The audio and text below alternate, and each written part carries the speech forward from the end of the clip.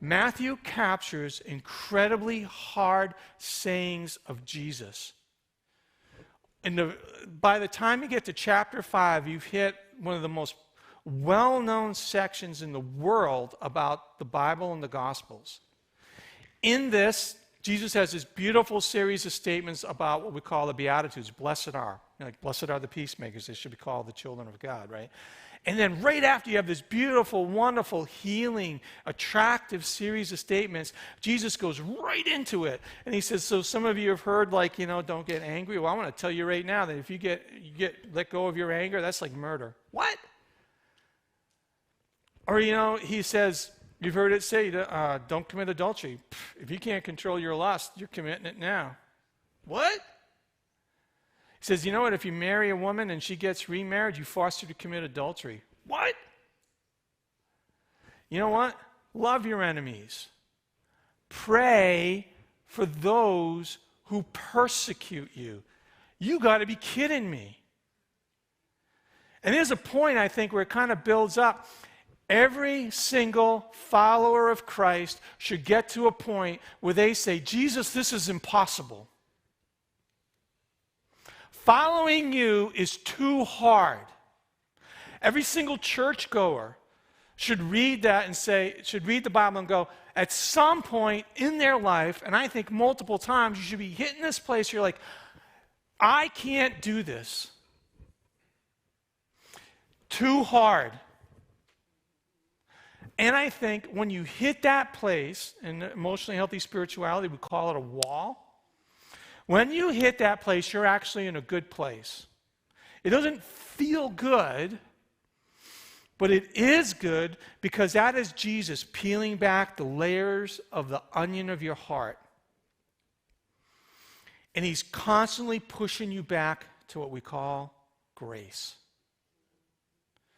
The realization I cannot achieve all that God has asked me to do on my own, and maybe ever. Given my level of brokenness in the world in which I live, it's a constant pursuit. So I read commentaries, which are books written about the Bible, to help me understand insights other people have about the passages. And I read this from, his name is William Barclay. He's from the 1800s, maybe early 1900s. I might be wrong on that. And this is what he writes. The teaching of Christ demands the presence of Christ. Otherwise, it's only an impossible and torturing ideal. Did you hear that? The teaching of Christ demands the presence of Christ. Otherwise, it's only an impossible and torturing ideal. Only the person who has the continual help of Jesus Christ and the continual guidance of the Holy Spirit can build up the personal relationship which the ideal of marriage demands. Only by the help of Jesus Christ can someone develop the sympathy, the understanding, the forgiving spirit, the considerate love which true marriage requires. Without that help, these things are impossible. You can't do it on your own.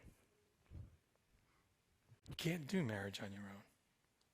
You can't do it without Christ. I don't think you can do life on your own. I don't care what, you could take, we're talking about marriage, but you could apply this to any of the other situations. I said, I'm so angry, it's been built up, I feel like it's got good cause, of course I should be angry at that person. You want me to love my enemies? That's an impossible task. How can you call me to do this when they're persecuting me all the time? How, Jesus? How, Jesus? How, Jesus? And in the beginning of the Beatitudes, he says, because you're blessed if you just fall on your knees in front of me. This is why he was crucified. This is why he was resurrected, in order to release his spirit upon his followers so that they could find the power, the strength, the ability, the protection to do it.